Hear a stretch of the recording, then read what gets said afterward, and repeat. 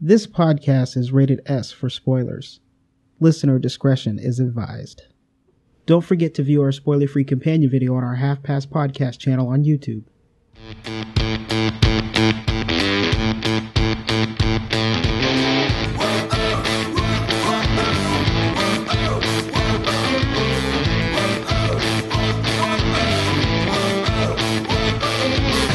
Welcome to the Half Past Podcast. This is episode 19, the movie review of Pan. We will also be discussing the Crimson Peak trailer. I'm Graham Ricks, and here with me is my friend and co-pilot Ian Jones. Hey buddy. So I was reading online, and there is a percentage of people who went and saw The Martian last week. Yeah. And then they took to Twitter to express their disappointment when they learned it wasn't based on a true story. Yes. What? They used their thumbs in the space between their ears to form a complex thought and share their stupidity with the world, basically. That's ridiculous. I can't believe I know. that. Unreal. Oh, it's terrible. This week, of course, our trailer is Crimson Peak. So I'm going to go ahead and get started on this trailer, Jones. All right. First of all, Guillermo del Toro. Huh? Yes, he's my favorite. Yeah, he's one of my favorite directors of all time, and I can't wait to watch this movie. And I've been waiting for a long time when I first heard about it months ago. And just looking at the trailer, it already looks beautiful and creepy, which is exactly what he's good at. Yeah, it's like, I'm sure his nightmares are all something like Crimson Peak. That's one. Pretty much. We still need to do that video, Guillermo's Nightmare. Oh, yeah. Well, jeez. That would be fun. It comes from a very dark place. Yes. And I just want to say that I'm really excited about it, and I think it's going to be really, really good. I think it's going to be on par. I think it's going to be an awesome movie. So what do you think? Yeah, I usually don't see those kinds of movies, so horror suspense types. But I love Guillermo del Toro, which always puts me in a bind a lot of times with some of the stuff that he does and produces. Yeah. And writes, because he is so creepy. He's so much better than everyone else when it comes in that department. Yeah, he is. And he's really artistic, but yeah, and he puts a lot of detail in his visuals, and it looks great. Yeah, it does look really good, which is, visually it looks beautiful, which is an odd thing to say about something like that. Yeah, I was, I can't remember what interview I saw with him, but he actually talks about how he really tries to make his movies paintings in motion. And I think that explains his visuals very well when he said that. It just, everything clicked, and every single scene looks like you could just hang it up on a wall. And so he's a very visionary director, and it looks fantastic, and I can't wait to give it a watch. Yeah, that would be a very disturbing looking wall, though. Well, yeah. But even just for Pacific Rim, same kind of thing. It's just like a lot of those shots you could just put on a wall. They look gorgeous. Yeah. All right, I think we're done with this Crimson Peak trailer, so let's go ahead and get into the movie review.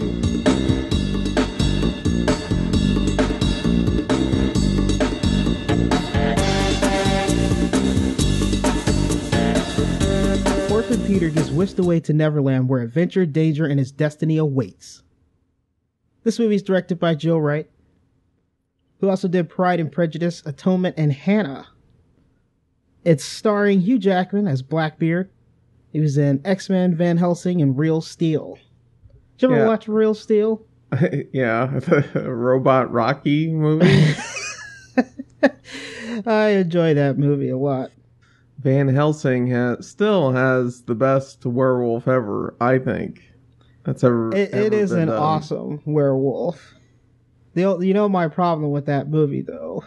Take Fawson's gun. It's armed with the silver bullets. Why is there only one gun with silver bullets? You're hunting werewolves, and there's only one gun with silver bullets. Makes no sense. Yep. The director of that movie, Stephen Sommers, who also did The Mummy, and he swears that they actually cast Hugh Jackman not from Wolverine or anything else, but because he saw him in Oklahoma. Yeah, and, the performance. Yeah. I say bullshit. Well, absolutely I wouldn't be no surprised way. because sometimes no those directors are just weird like that. He's lying. That is such a lie.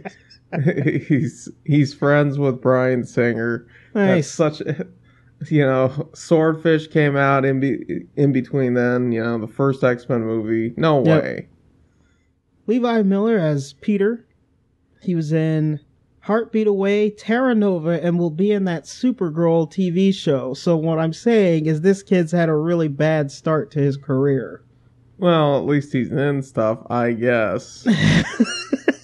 He's another one of these kids headed for, like, Shia LaBeouf. Oh, will you stop condemning these guys like that? They just, everything's okay, and then all of a sudden, they just, if you're gonna crash the plane, just hit the mountain as hard as you can. Don't keep showing up. Don't limp and keep showing up to stuff. You keep condemning these kids, man. You really need to stop doing that. It happens so often that it's I'm going to be right about one of these kids eventually. Garrett Hedlund as Hook. He was in Four Brothers, Aragon, and Tron Legacy, of course. He puts everything into every little line. Yes. It's crazy. We will get into that later, sir. All right, okay. Fine. Rooney Mara as Tiger Lily. She was in A Nightmare on Elm Street, the remake, The Girl with the Dragon Tattoo, and Her. Adil Akhtar as Sam Smeagol. He was in Traitor, The Dictator, and, of course, some British films. There's nothing on IMDb for this guy. No, he hasn't done a lot of stuff.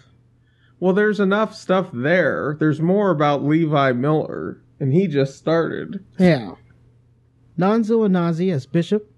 He was in Rock and Rolla, Conan the Barbarian, and Ender's Game. We also have Amanda Seyfried as Mary. She was in Red Riding Hood, In Time, and Epic. That's the correct way to pronounce that name, by the way. Yes, Amanda Seyfried. Seyfried. Kathy Burke as Mother Barnabas. And I didn't find anything on her, actually. Like, she has done a lot of stage stuff. And that's all I could find on her. Yeah, she's not that appealing looking in real life, but I get the feeling that most British wards look like that. Oh, jeez. Oh, man. Okay. I don't all have right, it. Well, with that... Oh, crap. Can we just talk about the British and their teeth for a little bit, or do you want to go forward? Okay, forward then. Every podcast, there's something that you say I feel like is just completely inappropriate and alienates a part of the audience, but that's okay. Let's go ahead and get into the quirks and likes. I got a lot of quirks.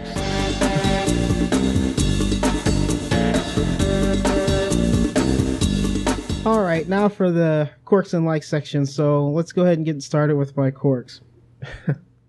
The first thing I want to say about this movie actually has nothing to do with the movie, because I went to the movie theater and there was a guy sitting in the aisle above me to my right, and through the entire movie he had sounds of pain, like anguish, and it was the equivalent of someone in a holding cell after being tortured. I thought you were going to go a different way with that. Okay. And I think that's very symbolic to this movie. Oh. Because it kept happening all the time. And it seemed like he waited for a really quiet time in the theater to just make this anguishing pain sound. Like, oh. It was bad. The first thing I have to say about the movie is this is too much like a stage play. I said it when I looked at the trailer, and it just continues through the whole movie. Like, even the sets look that way. They don't look real. Like, all these trees that they have around there, they don't look real at all. They're all fake looking. And so the production is actually pretty bad. My biggest complaint, though, about this movie is the tons of overacting by James Hook. I'm like, the entire movie, I couldn't believe it, because it was like, every time he said something, it was just like, I'm Captain James Hook. You happy now? We're sailing Maybe I should now. do the rest of the podcast like this. No, And it was this weird inflection on everything he said. On every word he Yes. said. The entire time. It was one of the most annoying things I've seen in a movie. And that was just his character. That's just how he was doing it the whole time. It wasn't like a specific scene. Even at the end of the movie where he's like, take the wheel for me. And I'm like, what are you doing? What is going on with this? It's like he's the only one who's getting any oxygen. Yeah, right? You know, by comparison, everyone is just like sort of there, and they're making money. Yeah. Right? They're on screen, but no one's lively whatsoever. And it's weird because it was a character I wanted to like, but it was just annoying the entire time. I wanted him to be a Han Solo type character. He's exactly a Han Solo ripoff, though. Which is fine. Everything about him is, you know... Which is fine, but it's like, you can do that, but his acting of it is just so bad that I hated him through the whole movie. Mm. The other thing I have to say about this movie is, apparently all of those kids are extremely heavy sleepers as these pirates are snatching them up and they're screaming. Yeah, no kidding, right? It was such a weird scene, and I'm like, man, God, there's so many issues with this movie. And what in the world is with Smells Like Teen Spirit in the beginning of this movie? Okay, yeah, that and Blitzkrieg Bop, I don't get that at all.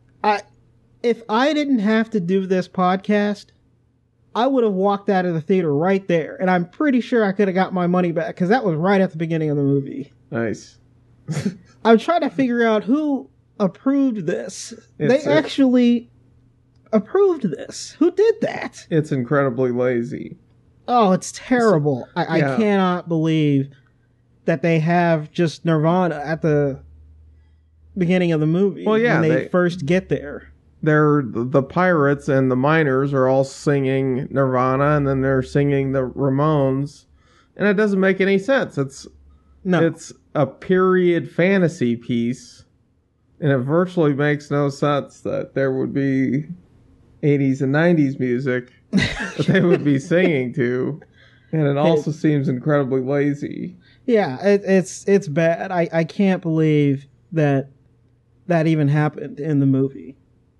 The other thing I have to say that I thought was very interesting was the exploding tribalmen that turned into, like, dust. Right, yeah. So, if you're in that battle and people are dying around you, you're just breathing in dead tribalmen. And even when they have the execution scene, where he's, like, under the board walk area or whatever you want to call that, and they kill that guy, in the next scene when he jumps on the Neverbird, it's on his face. So that's basically his face is just bloody. Which is terrifying to think about in this movie, but it's because they chose to do this powder stuff that it doesn't make it that bad. Which, I'm not sure if it actually makes it better or worse. I know, you know, right? all those people are dead. All those natives are dying everywhere every time they explode. You see the results of it all over. Like, it's everywhere. The other thing is, this movie is extremely unsatisfying. Like, one of the things that's interesting about this movie is there's no real payoff at all in this movie. When he finally starts flying, he just, at the end of the movie, it just cuts to a scene of him carrying Hook.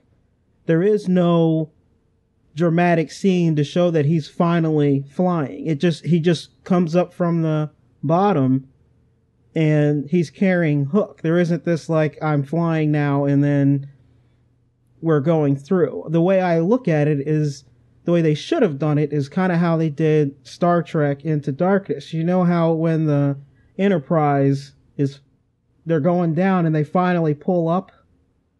Or that might be the first Star Trek. Either way, the Enterprise is falling and it finally comes up. There's that scene where it comes up through the clouds and you realize that they all got to save the ship, which is a payoff for what happened previously because they were coming down. There's not that scene in this. He just kind of picks up Hook and it's just him flying. And the flying scenes are terrible looking anyway. Yeah, well, I don't know if they didn't have the budget for it but I mean, everything's on a soundstage like you were saying earlier, so there's a lot of green screen, and it's all very flat looking too. Yeah. There just isn't the depth, and that's a problem even when you do have time to do a lot of compositing. Yeah. But then the flying visuals are just not that strong anyway. And can't Peter Pan get into a sword fight with someone? I don't get that either. He just flew a little bit towards the end of the movie. Yeah, that's it. And then he just sent fairies at everybody is pretty much all he did. I was definitely, again, it's a very unsatisfying movie. Like, I was expecting some sort of click to happen so that you'd get these sword fighting scenes. Because he kept talking about how he is his mother's son. His mother was a warrior. And it's just, I wanted a click or something to happen, and there was nothing there. Also, with Blackbeard dying, it was really unsatisfying too. They kind of just hold him there. And it doesn't do the ship completely crushing and doing a cutaway. It rams into one of the fairy dust things, and he just falls. Which is also very unsatisfying into a villain. It's just you'd rather it be more graphic than. Well, they don't have to show anything. We've seen this before in these kids' movies where they'll just do a cutaway. You know what happened to him, but they'll just cut away to it.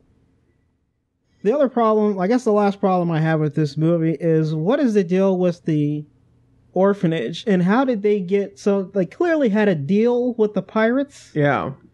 That's never explained at all. They were raising the pirate flag and everything. It isn't. And it's like an unnecessary evil too. Like, Mother Barnabas is just so over the top evil that she's actually worse than anything that they'll face in Neverland. But like, the tone doesn't really ever get any better than that either. It's almost like they're still in the orphanage the whole time. Yeah, pretty much. That they're in Neverland. And what's the going rate for a child in wartime Britain? Oh, that's great. What are your quirks, man? Those are all of mine.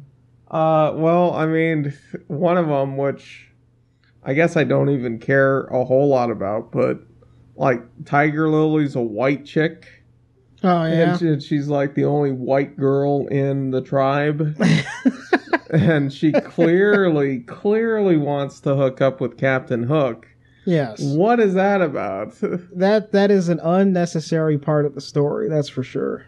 Blackbeard can't seem to find the natives' hideout, even though it's brightly colored among green canopy. Yeah. It's right off the edge of the cliff, and every night they play loud music.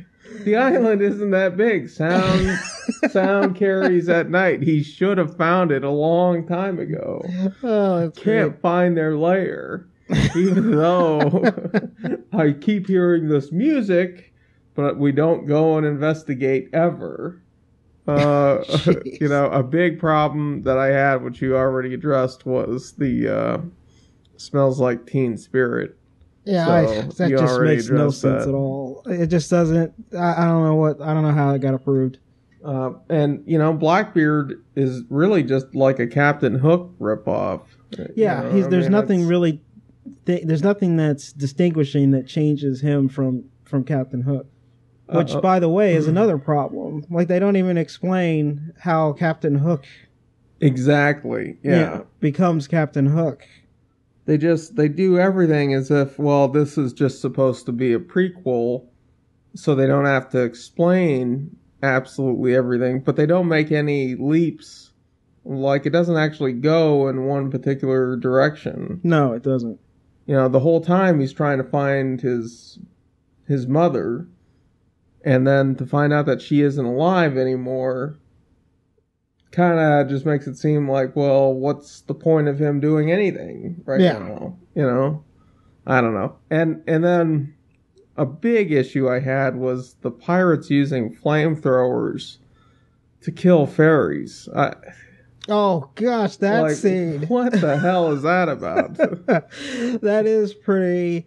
That's another one of those scenes that's unusually graphic, but they don't really show anything. But that's horrible. It's just they're setting fire to Tinkerbell, right? Basically. Yeah, exactly. Yeah. Yes, that's exactly like mass extermination. Yeah. In a movie where they use colorful explosions to kill people. Yeah. Then there's that, and that I really don't get, the flamethrowers to fairies. And the other thing I was thinking about, which the whole movie kind of has a feeling of green screen from hell feel to it. But, really the entire time Peter could just be in a coma. He could have been injured in the raid since he wasn't in the bunker, and he just hallucinated everything that happened. He's not there. None of that happened. The whole pirate flag thing that happens afterwards is just him in a coma. So sorry, kids. For all the kids out there who like this Pan movie, none of that ever happened. Even though it's a fantasy, he's actually dying in a hospital bed. Jeez. Oh, man. All right, did you have any likes? Yeah, I got a few likes, so let's go ahead and get into them. I thought at least the concept of the Neverbirds was a pretty interesting way to do these, like, half-dead looking things. It really doesn't fit the movie at all. No. But I definitely thought the design of it was pretty cool. It seems like it should be in a totally different movie, though. Yeah, they were weirdly cartoon looking, though, which I didn't get. Yeah, it doesn't fit the movie at all. It's just, I really did kind of like the design of them. I definitely enjoyed the effect that they used for the story scenes where they were looking in the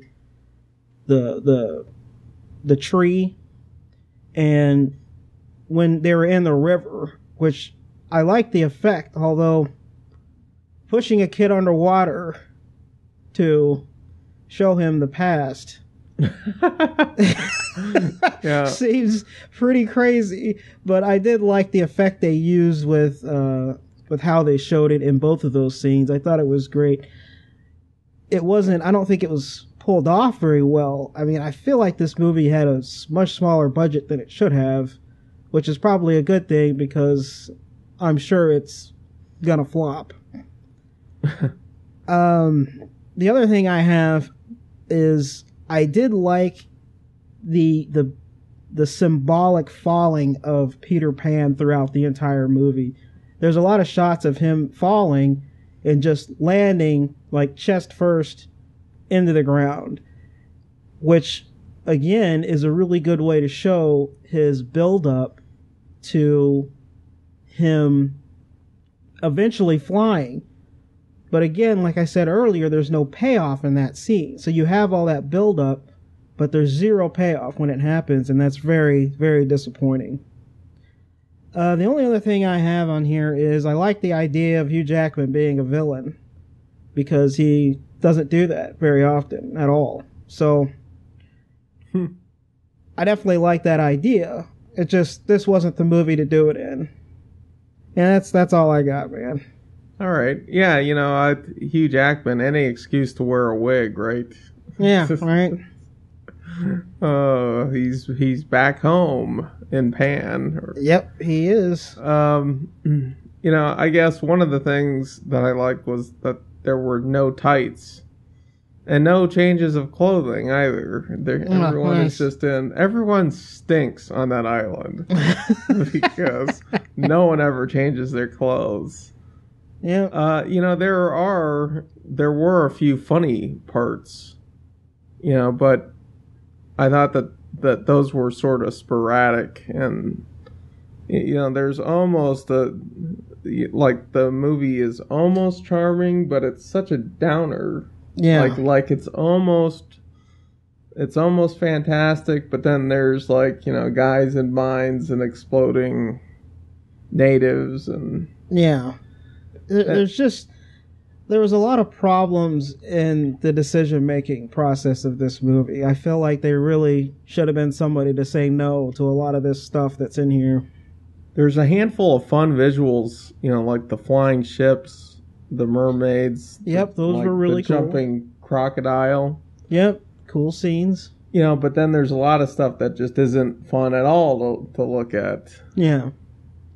So, I was really struggling to find things I liked about it. I actually thought the kid's performance was okay. I actually thought he wasn't Levi Miller, really he did an okay job. I agree. But the character didn't feel at all like Peter Pan to me. That kid is, his head is in the clouds a little bit, but he almost isn't. He isn't that irresponsible. He grew up in an orphanage, and but he doesn't really have that carefree, cut off someone's hand and feed it to a crocodile. Well, yeah, attitude at all.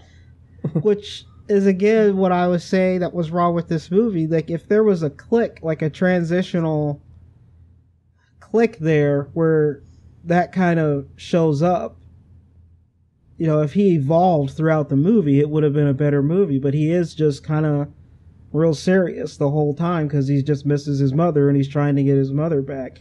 It would have been nice had they used that as a way. They could have used Amanda Seyfried as a way to tell him that he needs to be happy and carefree or whatever, and that's where you'll be at your best, and something like that so that he evolves past his attitudes there. But there just isn't anything. There's zero payoff in this movie. Yeah, I agree. So you want to go ahead and rate this sucker? Yeah, let's rate this. All right, so there's bad acting. I think it's too long for a kid's movie. And I'm going to have to say it's the worst Peter Pan movie I've ever seen. So I definitely say skip it. I'd much rather you pay respects to Robin Williams and just watch Hook. Well, I don't think Hook is a whole lot better, really. I think most of Peter Pan movies just aren't that great. They did one not that long ago, and they'll continue to do Peter Pan movies. But, I guess I would give it a skip it, too. I just didn't enjoy a whole lot about it. It just it isn't as fun as some of the previous movies, Yeah, which is why I say go ahead and watch Hook. That one has a charm to it, at least. This one does not. And it also suffers from prequel Titus, which is something that it does to itself. That's like a choice the writers and the filmmakers made. Yeah. And, it's like Jar Jar Binks in episode 1 in that way. Okay. All right, you want to go ahead and sign out here? Yeah. What do we got coming up here? Next week we have Crimson Peak and Goosebumps. It's going to be a twofer. Yep, we're going to have two. Double trouble. All right. If anybody likes to contact us, we always have our website, halfpastpodcast.com. Like us on Facebook. Rate us on iTunes. 5 stars. Preferably. That's our favorite rating. Yeah, I want to know the guy who keeps giving us 2. I'm going to punch him a bunch of... I know you're just... whoever it is will find you. Oh, we're on Stitcher and Libsyn. Email us at halfpastcast@gmail.com. That's halfpastcast@gmail.com. Tweet us at halfpastpodcast. Thank you for listening, and thank you for your support. And of course, like I said earlier, we have Crimson Peak and Goosebumps next week. So that's going to be quite the difference in movies there. We'll have some fun. Loki versus Nacho Libre. Yep. Next weekend at the box office. This is the Half Past Podcast. I'm Graham Ricks. Jonesy. See you next week.